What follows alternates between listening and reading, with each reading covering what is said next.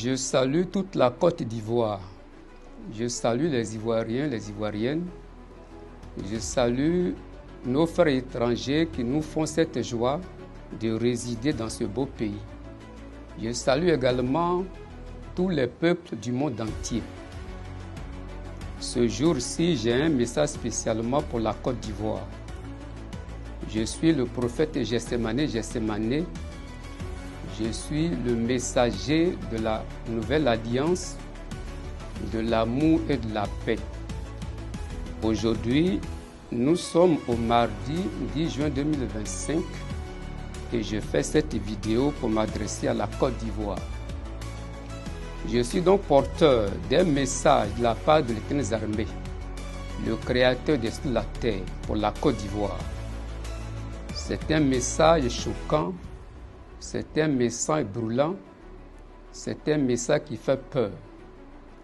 Mais il mérite la peine d'être livré aux Ivoiriens pour que nous sachions les temps à venir, ce qu'on doit faire, ce qui doit se passer. Car dans Amos 3, 7, il est écrit « Le Seigneur l'Éternel ne fait rien sans avoir révélé son secret à ses serviteurs les prophètes. » Alors l'Éternel annonce une guerre en Côte d'Ivoire. Beaucoup l'ont déjà dit. Je ne suis qu'un rejeton. Je ne suis que certainement le dernier de ceux qui le disent. Mais plusieurs l'ont déjà dit. Mais aussi, des gens viendront encore pour le dire. L'Éternel veut juger la Côte d'Ivoire. Car, dit-il, nous sommes à l'âge des fruits et à l'heure du jugement. L'Éternel veut juger toutes les nations de la terre. Mais il commence d'abord par la Côte d'Ivoire.